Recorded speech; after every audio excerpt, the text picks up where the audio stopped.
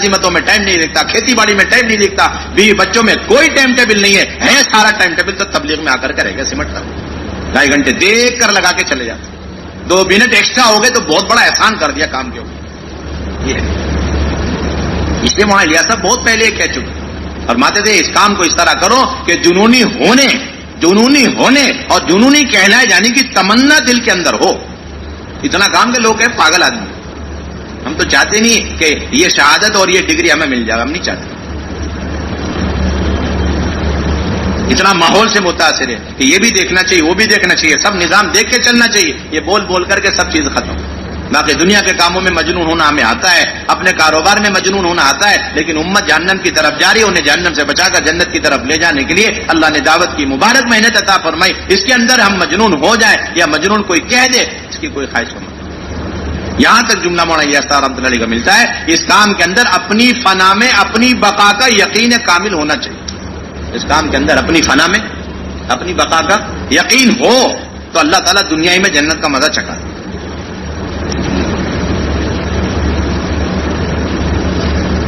کام کے لیے یکسو ہو جانا. فرماتے تھے کہ حضرت شیخ کو خط میں لکھتے کہ بس دعا کرو میرا رواں بس اس کام کے لیے ہو کے رہے, میرا کوئی لمحہ اور میری کوئی رائے کے دانے کے برابر اللہ کی دی ہوئی نعمت طاقت ہے اس کام کے علاوہ کسی اور میں نہ لگ جائے, اس کی دعا کرو. میں مکمل اپنے کو اس کام کے لیے یکسو کرنا چاہتا ہوں, اس کو استخلاص بولتے ہیں, اور پورے یقین کے ساتھ. فرماتے تھے کہ یہ جو اللہ کی طرف سے عذابات آ رہے ہیں یہ نافرمانیوں کی وجہ سے تو ہیں, اس کے ساتھ یاد رہے کہ یہ عذابات ختم نہیں ہوں گے. لوگوں نے کہا حضرت دعا فرما دیں, یہ بڑے بڑے حالات امت کے اوپر, پریشانیاں, طرح طرح کی اذیتیں, تکلیف, آپ دعا فرما دیں. کہنے کہ جب تک شرط پوری نہیں کرو گے تو یہ کوئی دعا کارگر نہیں, کوئی دعا کارگر نہیں. شرط کیا ہے کہ امت کے اندر بے طلبی جو ہے اسے دور کرنا اور ان کے اندر دین کی طلب پیدا کرنا. جب تک یہ شرط آپ پوری نہیں کریں گے, یعنی امر بالمعروف نہیں یعنی منکر کو انجام نہیں دیں گے جو فریضہ اللہ نے اس امت پر عائد فرمایا, اس وقت تک یاد رکھ لینا کہ رات بھر امت کے عوام, خواص, ولی, قطب سب مل کر کے پیشانیاں زمین پر رکھ کر ناک رگڑ کر کے دعائیں کر لی, عذابات دور ہونے والے. شرط چھوڑ دیا آپ نے, شرط چھوڑ دیا. بہت قوت سے کہتے تھے مولانا الیاس صاحب. ایک مکتوب نے یہاں تک لکھا حضرت مولانا الیاس صاحب رحمۃ اللہ علیہ نے کہ میں دیکھ رہا ہوں کہ امر بالمعروف نہی عن المنکر اور یہ دعوت کی مبارک محنت کے اندر جب تک تازگی پیدا نہیں ہوگی, پختگی نہیں پیدا ہوگی, اس وقت تک میں حضور صلی اللہ علیہ وسلم کی روح مبارک کو بے چین پا رہا ہوں. صاف طور پر فرماتے تھے پورے عالم کے اندر اس وقت جتنے حالات, جتنے مسائل ہیں, کہتے تھے پوری قوت اور وثوق کے ساتھ فرماتے تھے کہ ان سب کا حل اور ان سب کا دفعیہ اور ان سب کا ختم ہونا یہ میرے اس کام کے اندر منحصر ہے. جتنا یہ کام تازہ ہوتا چلے جائے, پختہ ہوتا چلے جائے, گہرا ہوتا چلے جائے گا اور جان و مال کو اس کے لیے بے قیمت کرنا آسان اور عام ہوتا چلے جائے گا, اتنے سارے حالات امت کے اندر سے ختم ہوتے چلے جائیں. بہت بنیادی چیز. اس کی پہلی بنیادی چیز ہر فرد امت کے پاس خود جانا, انفرادی دعوت کا اہتمام کرنا, فرد کے پاس جانا اور تکالیف کو برداشت کرنا, نامانوس سے نامانوس, غیر مانوس, سخت قسم کا آدمی, ضدی قسم کا آدمی, ایک کے پاس جانا. یہ سب سے پہلے. اس کے لیے ہمارے پاس کوئی ٹائم نہیں ہے ہمارے پاس. ہاں کوئی کم سے کم دے دے, کوئی حرج کی بات, ورنہ ہر ایک اپنے بیوی بچوں کے بعد جو وقت بچ رہا ہے وہ سارا کا سارا ادھر لگائے. پہلے تو یہ مجمع اس کا طے کر, یہ نہیں کہ 2.5 گھنٹے کا کام ہمارا, کوئی 2.5 گھنٹے کا کام. آج بھی حضرت صبح فرما رہے تھے کہ مولانا احسان صاحب نے مولانا یوسف صاحب کے بیانات میں سے اس بات کو بڑے اہتمام سے قلم بند کیا ہے کہ 12 گھنٹے چاہیے مسجد کو. کتنے گھنٹے چاہیے؟ 12 گھنٹے چاہیے مسجد, 12 گھنٹے چاہیے. اور پھر یہ بات طے ہے, اہم ترین سنت ہے کہ ان دعوتوں کے نتیجوں میں آپ صلی اللہ علیہ وسلم نے اگلی جو سنت ہمیں سکھلائی وہ اس امت کو مسجدوں کے ماحول میں اور مسجدوں کے اعمال میں لا کر جمع کرنا اور مسجد کے ماحول میں رکھنا. یہ دعوت کی اہم ترین سنت حضور صلی اللہ علیہ وسلم نے اپنی 23 سال کی محنت کے نتیجے میں ہمیں سکھلایا. اور اللہ تبارک و تعالی نے ان مسجد اور مسجد کے اعمال کے اندر اس امت کی تعلیم اور تربیت اور تزکیے کا وعدہ فرمایا. اللہ کے بندوں کو اللہ کے گھر میں لا کر اور اللہ کی بڑائی بولنے سے بڑھ کر اللہ کے غیر کا تاثر دل سے نکالنے کا اور کوئی راستہ نہیں. وَلَمْ يَخْشَ إِلَّا اللَّهِ، ما سوى اللہ کا سارا خشیہ یعنی ما سوى اللہ کا سارا تاثر نکالنے کا واحد راستہ ہے ان مساجد کو آباد رکھو، کوئی راستہ نہیں. مولانا یوسف رحمۃ اللہ علیہ فرمایا کرتے تھے کہ کوئی آدمی مسجد میں آ کر 5 وقت کی نماز بہت اونچی سطح پر پڑھ کر کے چلے جاوے، لیکن مسجد میں آ کر مسجد والے اعمال میں مسجد کے حلقوں میں اگر نہیں بیٹھ رہا ہے تو پہلے سے زیادہ اسباب کا یقین لے کر کے لوٹے گا.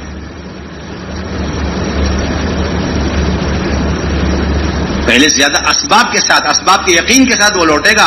وہ نمازی 5 وقت کا نمازی جو 5 وقت کی نماز پڑھنے کے لیے آتا ہے لیکن اس کے علاوہ مسجد کے کسی عمل سے کوئی تعلق نہیں، نہ ایمان کے حلقوں میں بیٹھنا ہے، نہ غیب کے تذکرے سننے، نہ اللہ کی بڑائی کو بولنا ہے، نہ سننا ہے، تو پھر یہ نماز پڑھتا رہے گا اور اسباب کے یقین میں کوئی کمی نہیں ہوگی. پہلے زیادہ اسباب کا یقین لے کر کے واپس لوٹے گا.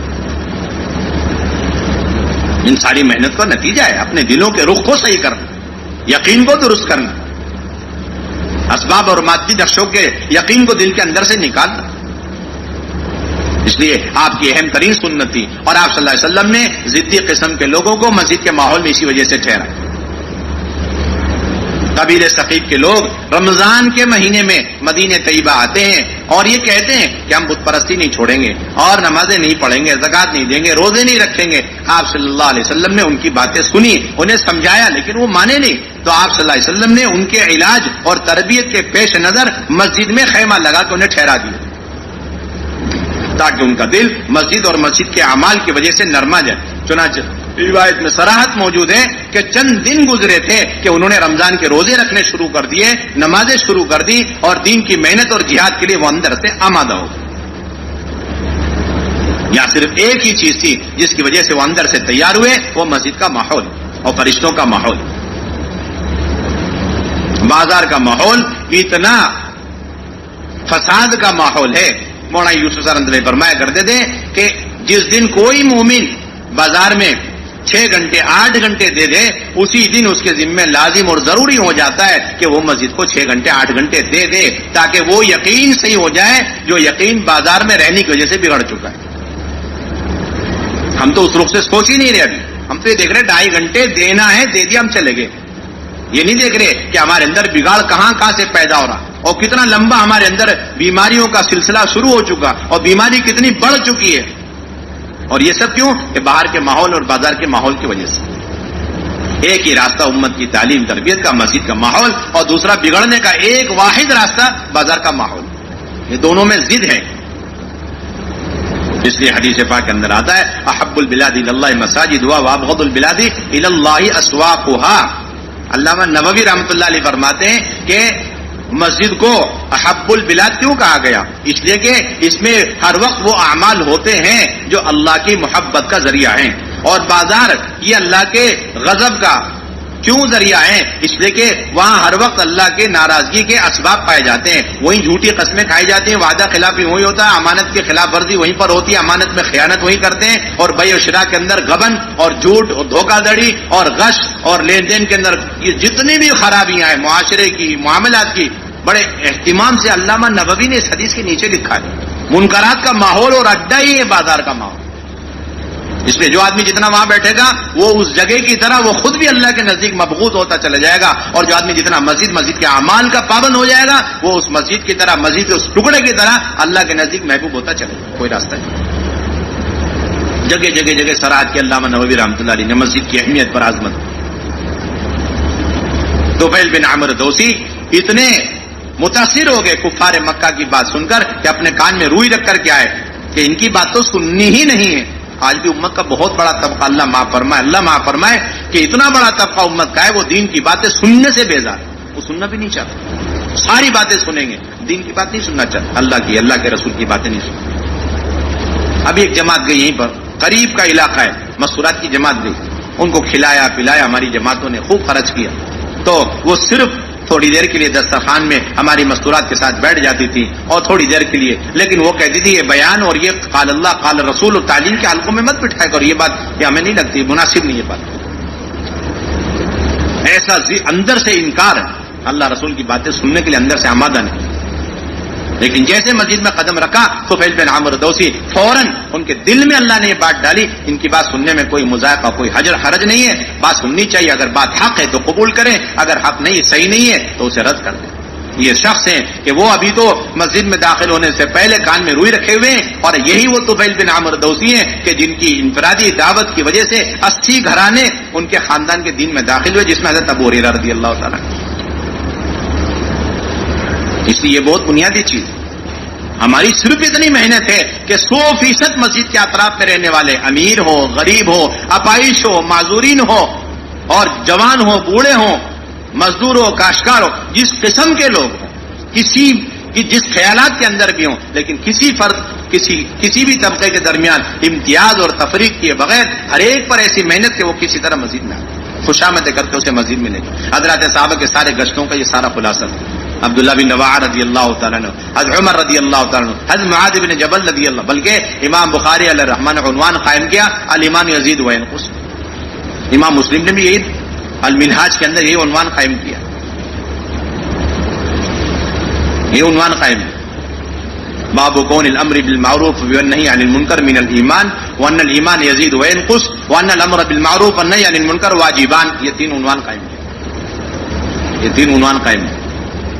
امر بالمعروف نہیں عن المنکر ایمان کا حصہ ہے، اور ایمان میں سے، اور امر بالمعروف، اور ایمان بڑھتا بھی ہے گھٹتا بھی ہے، اور امر بالمعروف نہیں عن المنکر، یہ دونوں بنیادی واجبات میں سے، فرائض میں سے عنوان قائم کیا علامہ نووی رحمۃ اللہ علیہ۔ یہ فرائض میں سے، واجبات میں سے، اور اس کا ایمان سے گہرا تعلق ہے۔ یہ سارے جو گشت ہیں یہ ملاقاتوں کا سلسلہ، یہ ایمان کے ترقی کا عین سبب ہے۔ اس لیے علامہ ابن القیم جوزیہ علیہ رحمہ نے فرمایا کہ جس طرح ایمان ہر فرد کے ذمے فرض عین ہے، 24 گھنٹے ہر لمحے، اور وہ ہر مسلمان کا اپنے قلب کا عمل ہے، اور اس ایمان کے فریضے میں کوئی کسی کا بدل نہیں بن سکتا، اسی طرح اس ایمان کی ترقی اور اس ایمان کی دعوت کے سلسلے میں ہجرت اور جہاد بھی فرض عین ہے، اور ہر ایک کے ذمے ہے، اور اس میں کوئی کسی کا بدل نہیں بن سکتا۔ زاد المعاد فی حدیث خیر العباد میں لکھا ہوا، جس طرح ایمان فرض، اس کی نسبت پر جہاد اور ہجرت فرض، اس کے بغیر نہیں۔ لوگ کہتے ہیں کہ گشتوں کا کیا حکم ہے؟ آپ یہ دیکھ لو، ان گشتوں کے ذریعے سے آپ خود اپنے ایمان میں ترقی محسوس کر رہے ہیں، آپ خود فیصلہ لگاؤ۔ اور ان گشتوں اور ملاقاتوں کے ذریعے سے منکرات کے ماحول سے امت کے طبقات نکل رہے ہیں، اور نکل کر معروفات پر آ رہے ہیں، نیکیوں پر آ رہے ہیں، ان کے معاملات اور معاشرے، ان کے عقائد اچھے ہو رہے ہیں، توحید، رسالت اور آخرت کے اعتبار سے پختہ ہوتے جا رہے ہیں۔ آپ خود فیصلہ کریں اس کا کیا درجہ ہونا چاہیے۔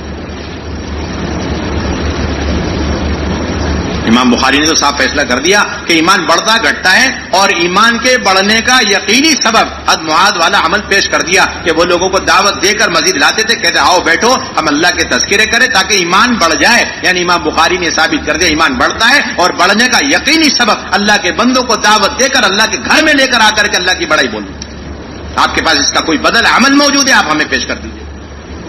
آپ کے پاس اس کے بدلے میں کوئی عمل ایسا موجود ہے جس سے امت کا عام طبقہ منکرات سے نکلے، اور ان کے دل کے اندر سے غلط عقائد اور ان کے اندر سے برائی، معاشرے کی اخلاق کی برائیاں ختم ہو، اور وہ صحیح عقیدے پر، رسالت پر، آخرت پر، معاملات پر، معاشرے کے اعتبار سے پختہ کار ہو۔ آپ کے پاس کوئی عمل ہے تو آپ پیش کریے۔ جو حکم امر بالمعروف نہیں یعنی منکر کا ہے، وہی حکم اس عمل کا ہوگا جو اس امر بالمعروف نہیں یعنی منکر، اور اس کے نتیجے میں ایمان کے پختگی کا ذریعہ بن رہا ہے، وہی حکم اس کا لگے۔ کوئی عام امتی ہے اور اس کے پاس ایمان میں ترقی، ایمان میں پختگی، اور اپنے عقائد کو درست کرنے اور اپنے عبادات اور معاشرے کے اعتبار سے اصلاح کے لیے اس کے علاوہ اور کوئی عمل اس کے پاس نہیں ہے، تو یہی عمل علماء نے لکھا ہے اس کے ذمہ فرض ہو جائے گا۔ یہ گشت کرتا رہے، ملاقاتیں کرتا رہے، اور مسجد کے اندر ایمان اعمال کی مجلسوں میں بیٹھتا رہے تاکہ ایمان میں ترقی کرتا رہے، اس کے پاس اس کے علاوہ کوئی عمل نہیں۔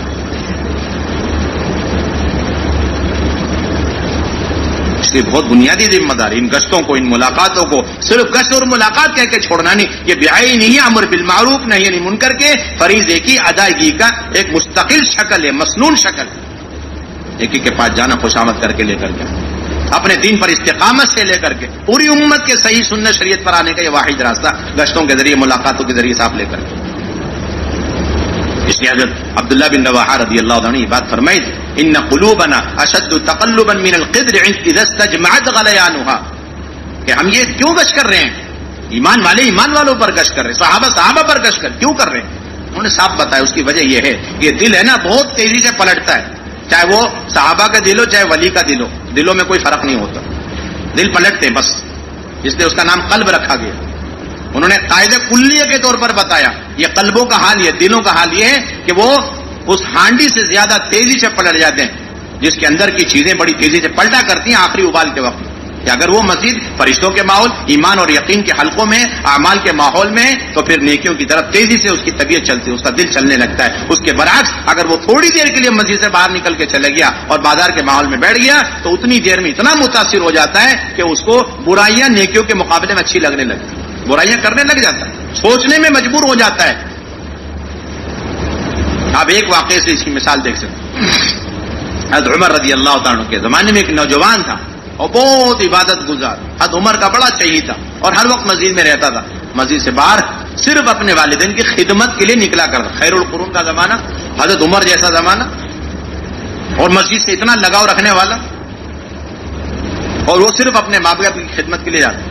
وہ ماں باپ کی خدمت جب جاتا تھا راستے میں ایک بدکار عورت کا مکان پڑتا تھا، وہ اس نوجوان کو بہکاتی رہتی تھی۔ ایک مرتبہ بس چلتے چلتے وہ بہکا رہی، اس کا یہ اثر تھا کہ ایک مرتبہ وہ نوجوان اتنا جو ہے اس کی بات پر آ گیا کہ وہ عورت آگے آگے اور وہ نوجوان پیچھے پیچھے،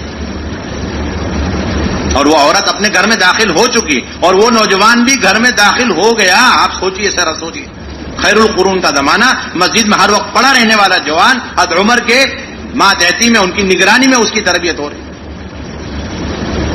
اور گزرتے گزرتے ایک خاتون کی اس تھوڑے سے وسوسے کوشش کے نتیجے میں اس کا دل پلٹ گیا۔ کہتا ہے کہ وہ داخل ہوا، اس کو ایک دم سے ایک آیت یاد آ گئی، ان الذین اتقوا اذا مسهم طائف من الشیطان تذکروا فاذا هم مبصرون، یہ آیت اسے یاد آئی، بے ہوش ہو گیا۔ متقی لوگ وہ ہیں کہ جب شیطان ان کے اندر وسوسے ڈالتا ہے، انہیں گمراہ کرنے کی کوششیں کرتا ہے، تو وہ اللہ کو یاد کرتے ہیں تو ایک دم سے ان کے اندر کی آنکھیں، دل کی آنکھیں کھل جاتی ہیں، انہیں بصیرت مل جاتی اور ان کی ان گناہوں سے حفاظت ہو جاتی۔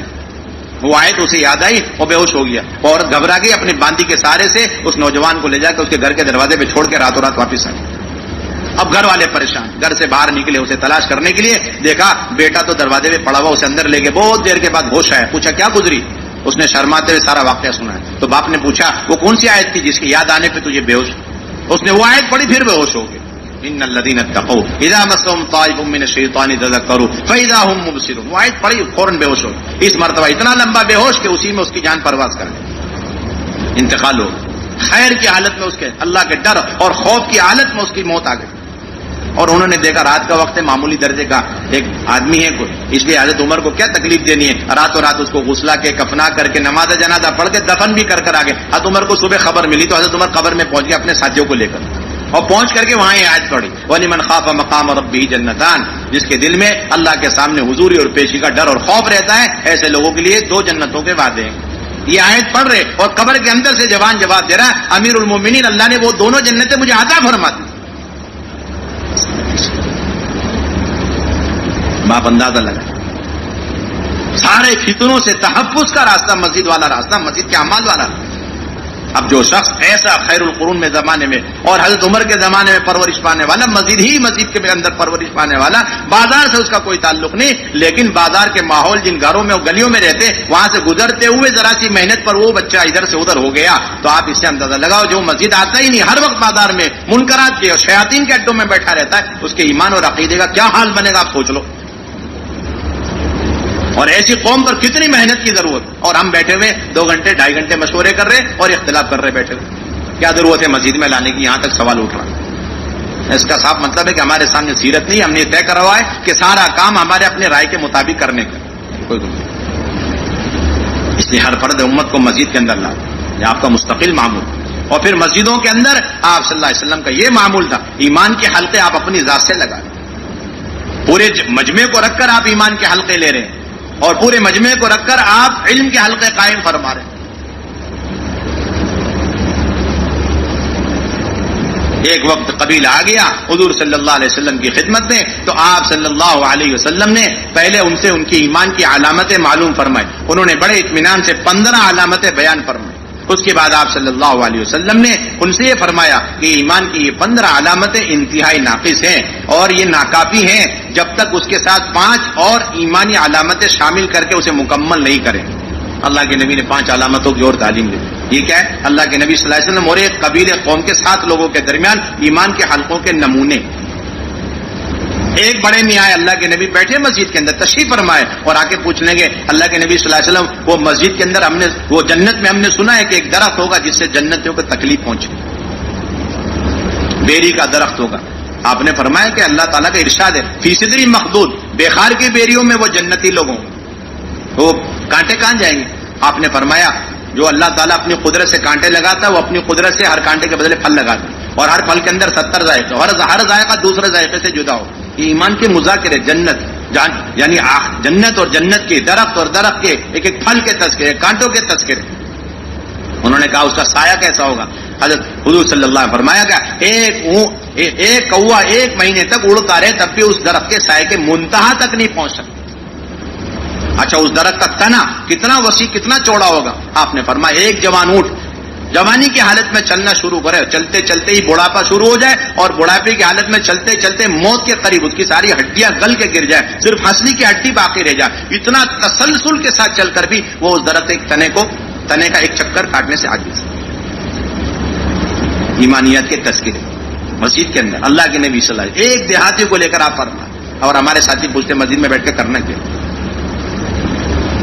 کتنی دیر آپ گھنٹے لگایا کرتے تھے. مسلم شریف کی روایت میں آپ صلی اللہ علیہ وسلم فجر کی نماز کے بعد تشریف فرما ہوئے منبر پر اور آپ نے قیامت تک جو قیامت کی علامتیں آنے والی اور جو فتنے آنے والے اور جو اس کا علاج ہے وہ آپ بیان کرتے جا رہے یہاں تک کہ ظہر کا وقت ہو گیا.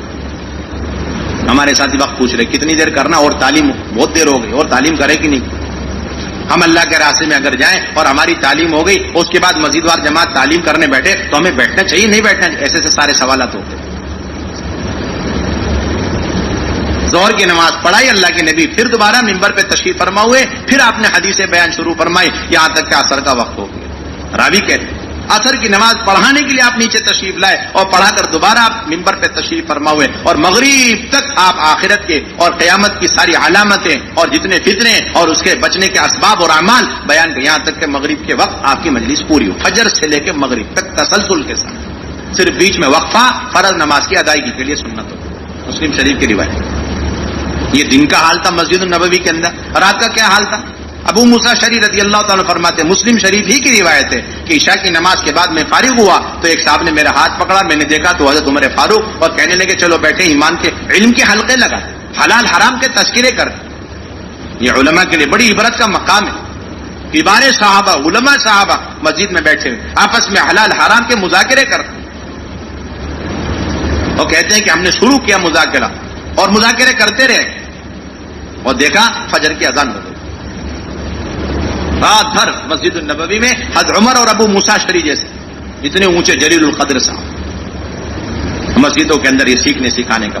اس لیے علماء سے درخواست کی جاتی ہے کہ علماء کرام اپنی تدریس تصنیف اور تعلیم اور جتنی بھی دینی خدمات انجام دے رہے سر آنکھوں پر ہے. اس کی افادیت کا کسی قسم کا کوئی انکار نہیں ہے اور اس کی کوئی تردید نہیں، کوئی تنقیص نہیں، لیکن اس کے ساتھ ساتھ ان سے بہت مؤدبانہ درخواست تمام قسم کی خدمات کے ساتھ ساتھ عین اللہ کی نبی کی سنت سمجھ کے مسجد کو تھوڑا قیمتی وقت آپ فارغ کریں. امت کے عام طبقے کو اپنے علم کے ذریعے استفادے کا آپ موقع اور راستہ کھولیں، ان کے لیے دروازے کھولیں. یہی بخاری ہم پڑھتے پڑھاتے ہیں لیکن اسی بخاری میں ہی اس لیے مولانا الیاس فرمایا کرتے تھے مولانا یوسف رحمۃ اللہ ہم یہ نہیں کہتے کہ شیخ الحدیث بخاری کا درس چھوڑ کر کے مسجد میں بیٹھ کر التحیات کی تعلیم دیں، ہم یہ تو نہیں کہیں گے، لیکن یہ ضرور گزارش کریں گے کہ جتنی اہمیت اور عظمت ہمارے دل کے اندر بخاری شریف کی درس کی ہوا کرتی ہے وہی عظمت اور وہی اہمیت ہمارے دل کے اندر مسجد کے اندر بیٹھ کر ایک عام انسان کو التحیات کی تعلیم دینے کی ہونی چاہیے. ہم یہ درخواست کرتے ہیں آپ سے آپ تفریق نہ کریں، فرق نہ کریں، کیونکہ جو بخاری آپ پڑھا رہے ہیں اسی میں روایت موجود، جو مسلم آپ پڑھا رہے ہیں اسی میں وہ روایت موجود ہے کہ اللہ کے نبی صلی اللہ علیہ وسلم منبر پہ بیٹھ کے ایک عام سے عام آدمیوں کو التحیات کی تعلیم دیں. موطا امام مالک کی روایت ہے، حضرت عمر اپنے خلافت کے زمانے میں ممبر پہ بیٹھ کر کے عام آدمی آ رہے، نئے نئے لوگ آ رہے ہیں، انہیں وہ نماز پڑھنے آ رہے ہیں، جا رہے تو انہیں تحیات کی تعلیم دے رہے ممبر پہ بیٹھ کر کے. تو ایمان کے حلقے اور علم کے حلقے، یہ دو بنیادی چیزیں، ان دونوں کا تعلق مسجد سے.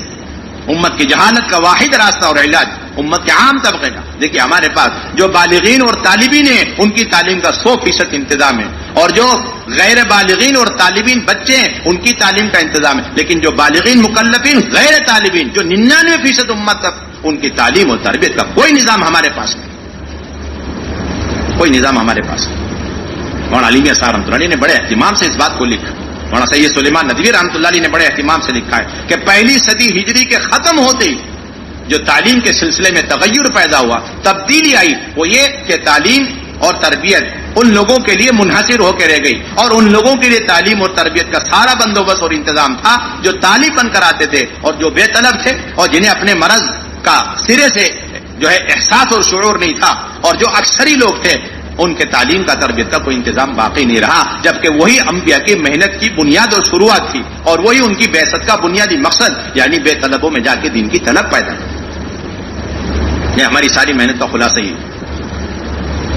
ہماری بہت بنیادی ذمہ داری مساجد کی سطح پر امت کو اپنی صحبتوں کے ذریعے سے تعلیم دی، مسئلے مسائل بتلانا اور پھر فتوے دینا، اس کا بھی مسنون طریقہ اور مسنون جگہ، اقرب الی سنہ طریقہ وہ مسجد کا ماحول ہے. اس کو بتلانے کے لیے امام بخاری نے کتاب العلم کے اندر ترجمۃ الباب کتاب العلم کے آخر میں قائم کر دیا، باب ذکر العلم والفتیہ فی المسجد، کہ مسجد میں علم کا سیکھنا سکھانا اور مسجد کے اندر فتوے کا لینا دینا. مسجد کے اندر آگے کچھ نہیں بولا، سنت ہے، واجب ہے، فرض ہے، کچھ نہیں بولتے امام بخاری، وہ آپ خود ہی استنباط کرو. باب ذکر العلم والفتیہ فی المسجد، مسجد کے اندر سلسلہ تھا، کوئی بھی آتا اور آ کر کے مسجد سے اپنی ضرورت کا علم سیکھ کر کے جا. ایک مچھیرا ہے اور سمندر میں مچھلی پکڑ رہا، دریا میں مچھلی پکڑ رہا، وہ بھی آ کر کے مچھلی سمندر کے پانی، دریا کے پانی کے بارے میں مسئلہ پوچھ رہا ہے. مجھے نمازی ہوں، نماز پڑھنا ہے، وضو ہے، پینے کی ضرورت ہے، اس دریا کا کیا حکم ہے؟ اللہ کے نبی نے حکم فرمایا هو الطهور ماؤه والحل میتته. ایک شکاری ہے، وہ بھی آ کر کے مسئلے معلوم کر رہا ہے، ایک کپڑے میں نماز ہو جائے گی، دو کپڑے ضروری. ایک معمولی سا چرواہا عقبہ بن عامر رضی اللہ تعالیٰ عنہ، اپنی اونٹ چرانے کی ان کی باری ہوا کرتی تھی، لیکن اس کے ساتھ ساتھ مسجد النبوی میں آ کر اپنے علم کے لینے اور سیکھنے میں ان کے لیے اونٹ چرانا اور اس معمولی قسم کے اجرت کا کام ان کے لیے مانی نہیں ہے. دروازہ کھلا ہوا ہے علم سیکھنے کا، آئیے اور سیکھ کر کے جائیے. عقبہ بن عامر فرماتے میں آیا اور دیکھا کہ اللہ کے نبی حدیثیں سنا رہے ہیں. میں نے کہا بڑی عمدہ روایت ہے. آپ نے فرمایا جو آدمی نماز پڑھے اچھی طریقے سے وضو کر کے تو وہ جنت میں داخل ہو جاتا، اللہ کی طرف متوجہ ہو کے نماز پڑھے. تو حضرت عمر نے فرمایا اے عقبہ تمہارے آنے میں دیری ہو گئی، تمہارے آنے سے پہلے حضور صلی اللہ علیہ وسلم نے ایک حدیث اور سنائی، اور وہ اس سے عمدہ روایت. اور یہ روایت یہ کہ جو آدمی وضو کرے اچھی طریقے سے اور پھر یہ دعا پڑھے اشہد ان لا الہ الا اللہ وان محمد عبدہ ورسولہ، تو اس کے لیے اللہ کی طرف سے اجازت اور اختیار ہے کہ وہ جنت کے 8 دروازوں میں سے جس دروازے سے چاہے داخل ہو. عقبہ بن عامر اونٹ چرا رہے ہیں اور اس کے ساتھ ساتھ اللہ کے جو ہے مجلس میں جا کر صحبت میں رہ کر مسجد کے ماحول میں آ کر کے اپنی بنیادی ضرورت کا علم سیکھ لی. یہ دعا سیکھ لی انہوں نے. وضو کے بعد دعا کون سی پڑھی جاتی ہے؟ یہ بنیادی چیز.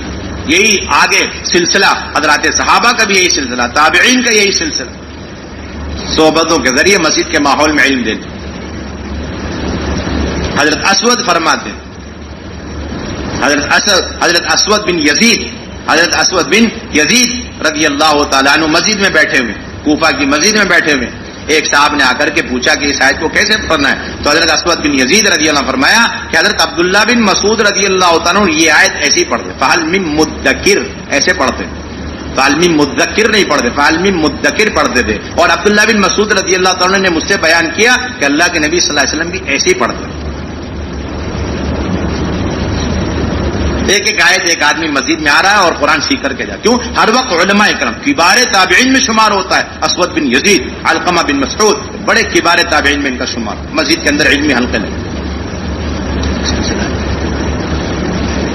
اس لیے یہ سلسلہ دوبارہ زندہ کرنا ہماری آبادی کی محنت کا خلاصہ ہے. ہر شخص آئے اپنی ضرورت کا علم لے کر کے جائے. اس لیے ہر مسجد کو مدرسہ بنانا، مکاتب ان کے اندر قائم کرنا، یہ علماء کرام سے درخواست کی جائے، جس طرح ان کے ذمے نماز پڑھانا اسی طرح ان کے ذمے اس محلے کے اطراف میں رہنے والے چھوٹے بڑے بالغ غیر ہر ایک کو ان کی ضرورت کا علم سکھلانا۔ یہ نہیں کہہ رہے بڑی بڑی کتابیں اور بڑے بڑے ان کو مسائل، بڑی باریکیاں نہیں، یہ نہیں، بنیادی مسائل، ضرورت کا علم ان کو دینا ان کے ذمے فرض ہے۔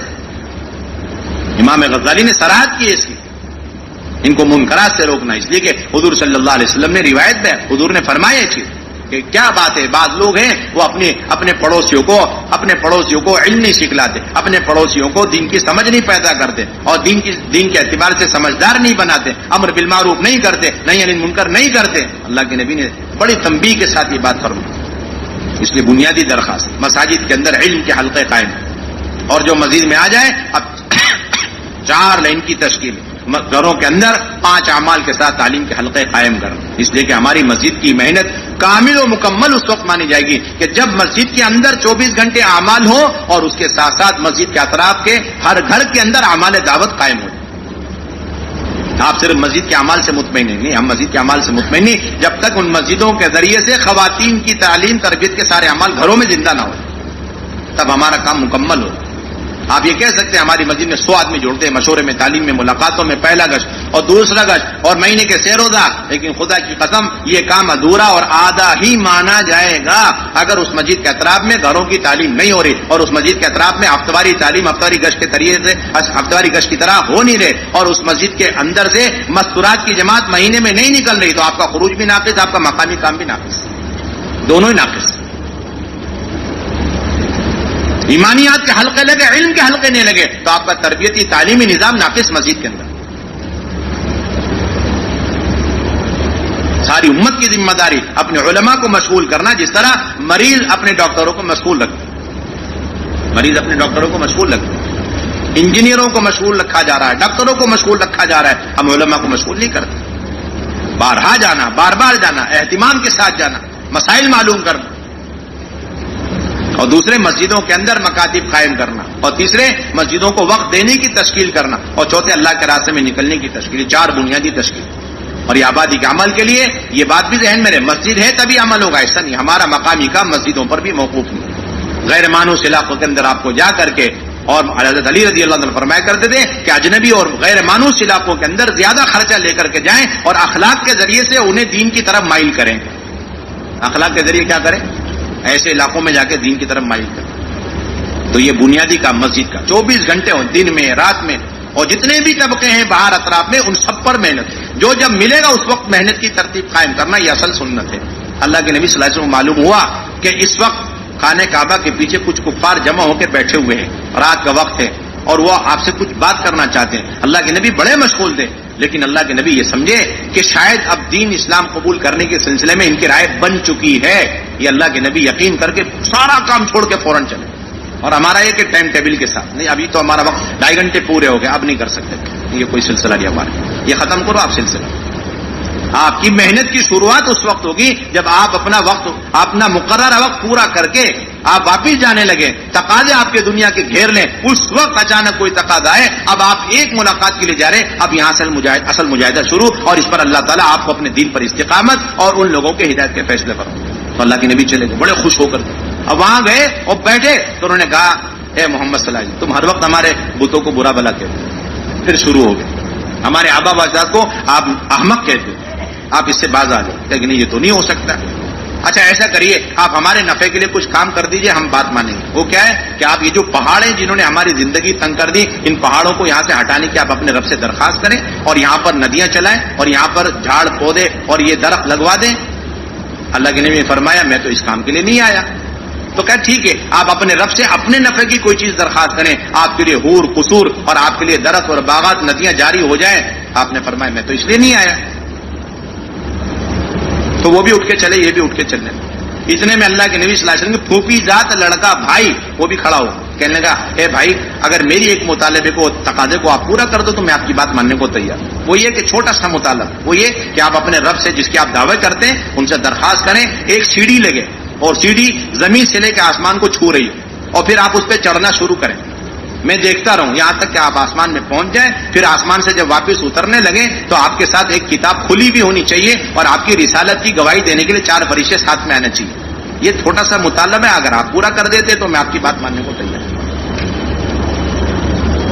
اور یہ کہا اس نے آگے کہ خدا کی قسم اگر آپ نے یہ مطالبہ پورا کر بھی دیا تب بھی میرا اپنا خیال یہ ہے کہ میں آپ کو جو ہے نبی نہیں مان سکتا، میں آپ کو نبی نہیں مان سکتا. یہ اصل بنیادی چیز، کب کون کس وقت بلا رہا، بے چین ہو کر کے پہنچے، بے چین ہو کر کے پہنچے. اس لیے 24 گھنٹے ہمیں مسجد میں نظام چاہیے، تعلیم کا، دعوت کا، ایک ایک فرد کو دعوت دے کر مسجد میں لانا، نمازیں پڑھانا. عمر بن عبسہ، مسلم شریف کی روایت ہے، عمر بن عبسہ رضی اللہ تعالی عنہ آئے حضور کی خدمت میں اور آنے کے بعد کلمہ پڑھ لیا. پھر اس کے بعد عمر بن عبسہ رضی اللہ تعالیٰ کہنے لگے اللہ کے نبی اب مجھے نماز پڑھنی ہے. ہاں تو مجھے وضو بھی تو سکھلائی. اللہ کے نبی نے وضو سکھلایا، کس طریقے سے کلی کرنا، کس طرح ناک میں پانی ڈالنا، کس طرح ناک کو جھاڑنا، کس طرح چہرہ دھونا. اللہ کے نبی صلی اللہ علیہ وسلم، مدنی دور شروع ہو چکا، کام اتنا پھیل چکا، ایک نئے آدمی کو اللہ کے نبی خود مسجد میں بیٹھ کر وضو سکھلا رہے. یہ عمل ہے. ہم نے تو کام تقسیم کر لیا، ہم پرانے ہیں، ہم تو اسٹیج کے ہیں اور بیانات مذاکرے کے، اور یہ ہمارے ساتھی باہر محنت کرنے والے، ہم مشورے والے اور یہ سب باہر محنت کر کے جماعت بندی کرنے والے. یہ سارا کام تقسیم ہوا پڑا ہوا ہمارے درمیان، کوئی سلسلہ نہیں. سارے کام کا نقصان اسی وجہ سے کہ کام کرنے والے ایک بہت بڑا طبقہ اپنے آپ کو مشورے کے اندر محدود کر چکا ہے، اپنے آپ کو مذاکروں اور کرسیوں کے اندر محدود کر چکا. گشتوں کا کوئی سلسلہ نہیں، ملاقاتوں کا سلسلہ رہ گیا نہیں، کوئی سلسلہ. سب سے زیادہ ضرورت جتنا کام میں پرانا ہوتے چلے جائیں اتنا وہ انفرادی دعوت کا محتاج ہے، اتنا گشتوں کا محتاج، اتنی ملاقاتوں کا محتاج. دوسرا گشت تو انتہائی لازم ہے اس شخص کے لیے جو جتنا پرانا ہو چکا ہے. 2 گشت لازمی ہے ہمارے، اپنا گشت اور پڑوس کا گشت، اور پوری مسجد وار جماعت جائے اور اپنے محلے سے نئے لوگوں کو لے کر کے پہنچے. اور دوسرا گشت کامیاب کون سا کہلاتا ہے کہ وہاں اس طرح گشت کیا جائے کہ اس مسجد کے اندر نمازی شروع ہو جائے، اس مسجد کے اندر مشورے، تعلیم، ملاقات شروع ہو جائے، اس مسجد کے اطراف میں گھر گھر تعلیم وجود میں آ جائے، اس مسجد سے نقد جماعتیں بنے، سیروز عشرہ چلہ اور مردوں کی مستورات کی، یہاں تک کہ سارا مستورات کا کام اور مردوں کا کام وجود میں آ گیا. یہ ہمارا دوسرا گشت کہلاتا ہے. آپ صرف گئے، بیان کر کے واپس آ گئے. وہ 3 حصوں میں جا رہے ہیں، جس کا اعلان ہے، جس کے گشت کے آدھا وہ شروع میں گئے واپس آ گئے، اور جس کی درمیانی بات ہے وہ درمیان میں گئے، درمیان میں واپس آ گئے، اور جس کی آخری نشست ہے وہ آخری میں گئے بیان کر کے واپس آ گئے. تو گشت ہوا ہی نہیں آپ کا، کوئی گشت نہیں ہوا آپ کا. 100% عملہ نئے لوگوں کو لے کر کے دوسرے گشت میں پہنچو، کام کو جمائے. یہ بہت بنیادی چیز. اور اپنا گشت بھی بہت اہتمام کے ساتھ، امور ہمارے ذمے طے ہو یا نہ ہو، امور ہمارے ذمے طے ہو یا نہ. یہ تو ہمارے کام کے اندر ریڑھ کی ہڈی ہے. گشت چھوٹا سارے اعمال چھوٹ جائیں گے ہمارے. اور اسی طریقے سے مسجد کے روزانہ کے مشورے کا ہمیں اہتمام کرنا. ہفتے واری مشورہ ہے، روزانہ کا مشورہ ہے، جتنے ہمارے مشورے ہیں ان سب مشوروں کا بہت اہتمام کرنا اور پابندی کے ساتھ شرکت کرنا. چاہے کچھ بھی ہو جائے اور ہمارے ذمہ دار کسی بھی قسم کے ہوں، لیکن اطاعت کے ساتھ چلنا. پوری مسجد وار جماعت جو بات مشورے سے طے ہو جائے اس کی تنفیذ میں اپنی طاقت قوتیں لگا دیں. فیصلے کے بعد فیصلہ شدہ چیزوں کے بارے میں کوئی تذکرے تبصرے چرچے نہ ہو، اور اللہ کی طرف بھروسہ، اللہ پر بھروسہ کر کے فیصلہ جو طے شدہ امر ہے اس کی تنفیذ کی فکر کریں. پابندی اتنی ہونی چاہیے جس طرح ہم نماز کی پابندی کرتے ہیں اس طرح مشورے کی پابندی. مشورے میں اتنی اہمیت، عظمت اور وقار کے ساتھ بیٹھنا جس طرح ہم مشورے کے اندر، مسجد نمازوں کے اندر ہم وقار کے ساتھ نمازوں کے لیے ہم آتے ہیں. جس طرح نمازوں کا انتظار کرتے اس طرح مشورے کا انتظار کرنا. حیات الصحابہ میں واقعہ نقل کیا مولانا یوسف رحمۃ اللہ علیہ نے کہ حضرت علی، حضرت عثمان، حضرت طلحہ، حضرت زبیر، حضرت عبد الرحمن بن عوف، حضرت سعد بن ابی وقاص رضی اللہ عنہم اجمعین جیسے اہل مشورہ اپنے ذاتی کاموں سے فارغ ہو کر ہر وقت مسجد کے اندر ممبر کے پاس بیٹھے رہتے تھے. کیوں؟ نہ جانے حضرت عمر کے پاس کب کہاں سے کس ملک سے کوئی تقاضا آ جائے اور انہیں مشورے کی ضرورت پڑ جائے. حیات الصحابہ واقعہ مستقل مشورے کا انتظار، یہ اہمیت اور عظمت کی علامت. اور تبلیغ میں کوئی احتجاج کی شکل نہیں ہے، مظاہرے کی کوئی گنجائش نہیں، لیکن مظاہرے کا ایک ہی راستہ ہے، وہ یہ کہ ہم چھوٹی چھوٹی باتوں کی وجہ سے مشورے میں آنا چھوڑو. اس کے مشورے کے نہ آنے کی وجہ سے جتنے لوگ مشورے سے آنے سے رہ جائیں گے ان سب کا گناہ اس ساتھی کو ملے گا. ساری اجتماعیت کی بنیادی وجہ، اور پھر اس کے نتیجے میں ساری خیر و برکت اور ساری ہدایتیں، ساری غیبی مدد نصرتیں جو دور نبوت میں ملی ہے، یا تو انفرادی دعوت میں آپ کو نظر آئیں گی یا پھر آپ کو آپس کی اجتماعیت، اور وہ اجتماعیت مشورے کی بنیاد پر. ذمہ داروں کا کام ہے اپنے ساتھیوں کو لے کر تیار کرتے ہوئے ان کو آگے بڑھنا. ذمہ دار دماغ کی طرح ہے اور جو عملہ ہے وہ اعضا اور جواری کی طرح ہے. دونوں ایک دوسرے کے محتاج.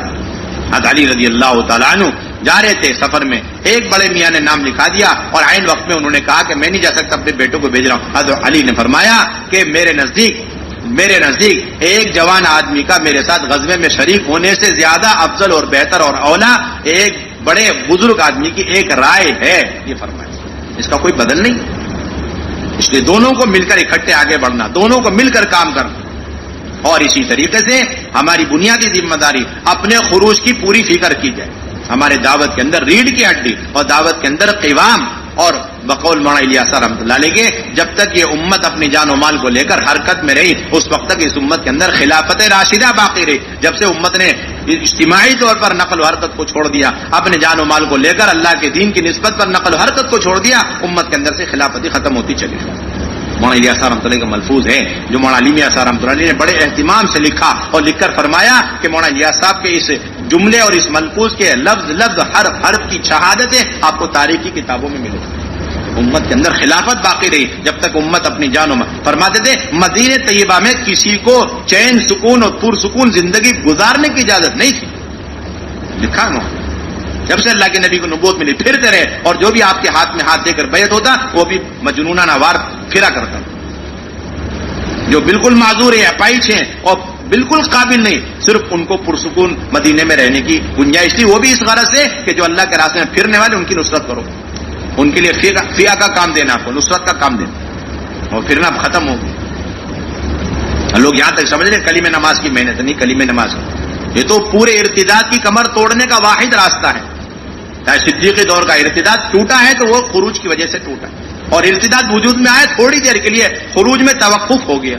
البدایہ والنہایہ میں صراحت کے ساتھ موجود ہے کہ اللہ کے نبی موت تک فرماتے رہے اسامہ جاؤ جاؤ, یہاں تک کہ حضرت اسامہ کی والدہ ام ایمن کہنے لگی کہ اللہ کے نبی اگر آپ کو اس بیماری کی حالت میں میرا بیٹا چلے گیا چھوڑ کر, اس کا دل لگے گا ہی نہیں, لگے جیسا کام کرنا اللہ کے راستے میں نکل کے کر نہیں سکتے, دل یہیں اٹکا رہے گا. آپ ذرا اپنی جو ہے صحت تک اس کو نہیں روانہ کرو اسامہ کو, روانہ کرو اسامہ. پورا اصرار اللہ کے نبی صلی اللہ علیہ وسلم. سوچو آخری وقت میں ملاقات کے لیے آ رہے, اللہ کے نبی صلی اللہ علیہ وسلم بولا نہیں جا, تو اللہ کے نبی صلی اللہ علیہ وسلم دونوں ہاتھ مبارک حضرت اسامہ کے چہرے پہ مل اور روانہ کر. چلو, حضرت اسامہ فرماتے مجھے اطمینان ہو گیا کہ اللہ کے نبی مجھے دعائیں دے رہے برکت کی, نصرت کی, اور مجھے روانہ کر. روانہ ہو, انتقال کی خبر مل گئی, پوری جماعت واپس آ گئی, مہاجرین انصار سب کے سب واپس آ گئے. رکابوں میں پاؤں جا چکے, مولانا یوسف رحمۃ اللہ کے بیانات میں ملتا ہے, واپس آ گئے. بس واپس آنا اور تھوڑے دنوں کے لیے نقل و حرکت کی وہ محنت جس پہ اللہ کے نبی نے 23 سال میں صحابہ کو کھڑا کیا, وہ 1 ہفتے 10 دن کے لیے رک گئی. مکہ, مدینہ اور طائف کو چھوڑ کر سارا جزیرۃ العرب مرتد ہو. تاریخ کی کتابیں متفق ہیں, سارا جزیرہ مکہ مدینہ, صرف ایک آدمی کے پیچھے 40,000 لوگ مرتد ہو کر کے اس کے دعوے دار ہو گئے نبوت, اس کی تصدیق. تو حضرت ابو بکر رضی اللہ عنہ پہلا کام یہ کہا کہ فوراً جماعت روانہ ہو. نہ امیر بدلنا ہے, نہ جھنڈا بدلنا ہے, اور نہ رخ بدلنا ہے, اور ابھی ہی جانا ہے. اور فرمایا کہ جتنے لوگوں نے نام لکھایا حضور کے زمانے میں اس جماعت کے ساتھ جانے میں, ان میں سے کوئی ایک آدمی پیچھے نہ رہ جائے. اگر پیچھے رہ گیا تو میں ایسا سخت معاملہ کروں گا کہ وہ یاد رکھے.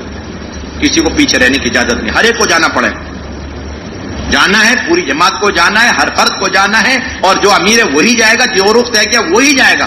ورنہ اگر ایسا نہیں ہوا تو میں صراحتاً وحی کی خلاف ورزی کر رہا ہوں. یہ فرمایا حضرت ابو بکر. کس کی خلاف ورزی کر رہا ہوں؟ تو وحی کی خلاف ورزی کر رہا ہوں, اور منصوصات میں کوئی مشورہ نہیں.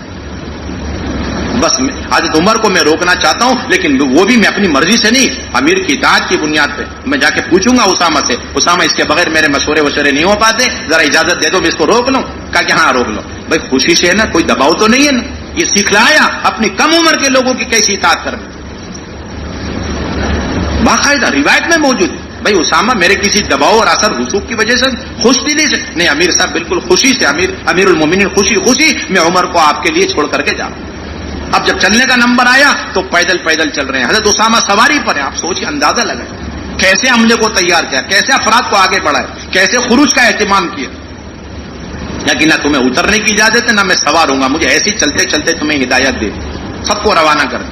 پورے مدینے کو خالی کیا صرف ارتداد کی وجہ، پورے مدینے کو نوجوانوں سے بوڑھوں سے خالی کر دیا. کیوں؟ فرائض پر امت کو لانا، ایک زکات کا انکار کر. ہم تو سمجھتے ہیں کہ کلمے کی دعوت دینے کے لیے سارا قتال اور سارا اصرار، اور یہاں سارے قتال پر اصرار کر رہے حضرت ابوبکر، ایک فریضے پر امت کو لانے کے لیے قتال پر اصرار کر رہے. یہاں تک صاف فرما دیا اگر مجھے یقین کامل ہو جائے کہ اس جماعت کے جانے کی وجہ سے پورا مدینہ طیبہ میں حملے ہو جائیں گے اور پھر ازواج مطہرات کی لاشوں کو جو ہے کوئی دفنانے والا نہیں ہوگا اور مجھے بھی کوئی دفنانے والا نہیں، یہاں تک کہ درندے ان کی لاشوں کو مدینے کی گلیوں میں کھینچتے پھریں، تب بھی اس جماعت کو روانہ کر کے رہوں گا. کوئی حیثیت نہیں ان سب کے مقابلے میں. اس جماعت کے اللہ کے راستے میں نکلنے کے مقابلے، اس فریضے کے مقابلے میں ان سب کی ذاتوں کی کوئی حیثیت نہیں. سوچو آپ اندازہ لگاؤ کتنی عظیمت ہے حضرت صدیق اکبر رضی اللہ عنہ، جبکہ کتنا پرانا کام ہو چکا ہے، 23 سال گزر چکے، اور اتنی عظیمت، اتنی پکڑ، اتنی پختگی کہ بھیجنا ہے جماعت اللہ کے راستے.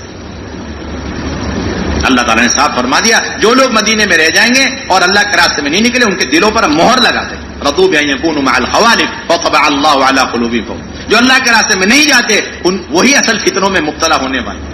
جو اللہ کے راستے میں نہیں جائیں گے اپنے مقام پر اعمال دعوت کے ساتھ بھی اگر رک جائیں تب بھی وہ اپنے آپ کو ہلاکت میں ڈالنے والے، اپنے آپ کو ہلاکت سے بچانے والے. اللہ کے راستے کی جہاد کو اور دین کو دونوں کو ایک ہی چیز قرار دیا حدیث کے اندر کہ اگر تم اللہ کے راستے میں جانا چھوڑ دو اور اپنے گھر کے اندر رہ جاؤ، اپنے کاروبار اور اپنے کھیتی باڑی میں لگ جاؤ گے تو پھر اللہ تعالیٰ تم پر ذلتوں کو مسلط کر دیں گے، اور وہ ذلت اس وقت تک ہٹائی نہیں جائے گی جب تک تم اپنے دین کی طرف نہیں لوٹو گے. یہ نہیں فرما جب تک جہاد کی طرف نہیں لوٹو. اس کا صاف مطلب ہے جہاد اور دین ہے، یعنی پورے دین کے وجود میں آنے کا سبب یہ اللہ کے راستے کی نقل وار کرے. یہ اصل بنیاد ہے. اس لیے ہر سال کے 4 مہینے موڑا یہ ایسا موت تک کہتے ہوئے، اور حضرت نے فرمایا ہر سال کے 4 مہینے پورے عالم کے لیے اصول ہے کہ ایک سال کا 4 مہینہ اپنے اندرون صوبے کا اور دوسرے سال کا 4 مہینہ دوسرے صوبے کے ارتداد کے علاقے کو چن چن کے تلاش کر کے جانا، اور تیسرے سال کا 4 مہینہ بیرون ملک کا ہر حال. اور اسی طریقے سے اللہ کے راستے میں پیدل نکلنے کا اہتمام کیا. اللہ کے راستے میں ہر پرانا ساتھی اپنی جماعت بنا کر کے جائے، خاندان کی سطح پر جماعت، مسجد کی سطح پر جماعتیں بنائی جائیں، مسجد کی سطح پر جماعت مت. اور پھر اس کے ساتھ ساتھ ہماری بنیادی ذمہ داری ماہانہ جوڑوں کی فکر کرنا، ماہانہ جوڑ کا اہتمام کرنا، رسمی طور پر نہیں، پوری محنت کے ساتھ محنت کرتے ہوئے. جو ہمیں کمزور مسجدیں ملی 4 مسجدیں 5 مسجدیں، ان مسجدوں پر مہینے بھر محنت کرتے ہوئے اعمال کو قائم کرتے ہوئے پھر ماہانہ جوڑ میں آ رہے ہیں، اور اس کے اندر ہم 4 اعمال کا اہتمام کریں. اس کے اندر حاضری ہوگی اور اس کے اندر کارگزاری کا پرچہ یہی ہوگا جو ہم نے یہاں پر ابھی سنا ہے.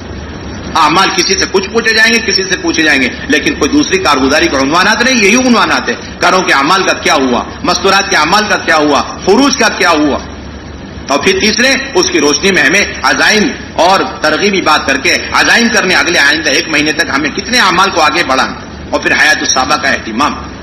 اسی طریقے سے شب گزاریوں کا بڑی پابندی کرنا، اپنے قیام اور طعام کے ساتھ شب گزاری میں مطلوب ہے، اور اپنی پوری مسجد وار جماعت شریک ہو اور محنت کرتے ہوئے جماعتیں بنا کر 4 مہینے کی بیرون کی اندرون کی جماعتیں بنا کر کے پھر شب گزاریوں میں آنا، نئے ساتھیوں کو لے کر کے پہنچنا. عصر میں بیان ہے، پھر لے کے اپنے ساتھیوں کو بیٹھ گئے اور ہم دعوت دے رہے، ذہن سازی کر رہے. پھر مغرب کا بیان ہو گیا، پھر لے کر کے ہم بیٹھے، ان کو تیار کر رہے، انہیں آمادہ کر رہے. نئے ساتھیوں کو ماحول میں اس لیے لایا جاتا ہے، رات کا قیام اس لیے کروایا جاتا ہے، اشراق تک قیام تام کے ساتھ ہمارا شب گزاری کا ماحول ہو. حضرت عبداللہ بن عباس، حضرت عباس رضی اللہ تعالی عنہ نے رات بھر خیمے میں رکھ کر حضرت ابو سفیان پر محنت کری، جس کے نتیجے میں صبح انہوں نے کلمہ پڑھ لیا. اور پھر حضور صلی اللہ علیہ وسلم نے اتنے پر نہیں چھوڑا بلکہ انہیں پہاڑ کی چوٹی پہ کھڑا کر دیا اور 10,000 صحابہ کی جماعتوں کی چھوٹی چھوٹی جماعتیں بنائی اور اس وادی کے نیچے سے گزرنے کو فرمایا، اور ہر جماعت کو یہ حکم دیا کہ جب ابو سفیان کا سامنا ہو تو وہاں ٹھہر جانا اور 3 مرتبہ زور سے اللہ اکبر پڑھنا. اب 10,000 لوگ 3 مرتبہ پڑھ کے گزرے. گویا کہ ایک آدمی کے دل کے اندر کلمے کے یقین کو اتارنے کے لیے 10,000 کو حکم دیا کہ اس کے سامنے 30,000 مرتبہ کلمے کی دعوت پیش کرو. یہ ہے اصل دعوت ہماری.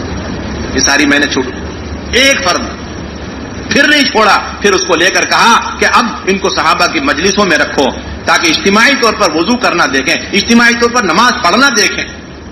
جب یہ سب کچھ ہو گیا تب جا کر اب وہ داعی بنے اور اس کے بعد انہیں مکے میں داعی بنا کر بھیجا گیا.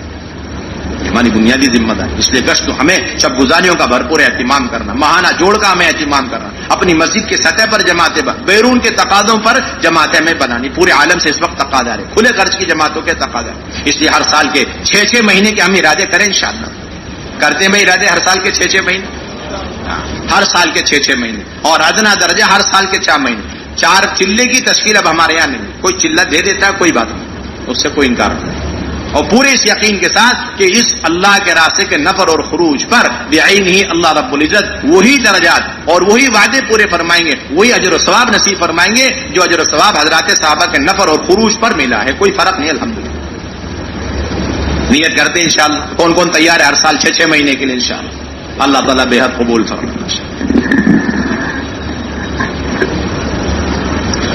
بھائی عصر کے بعد بھی مجلس ہے, ساتھی اپنے ضروریات سے انفرادی اعمال سے عصر سے پہلے فارغ ہو جائے اور عصر کی نماز پڑھے. نماز کے بعد پھر مجلس ہوگی انشاءاللہ.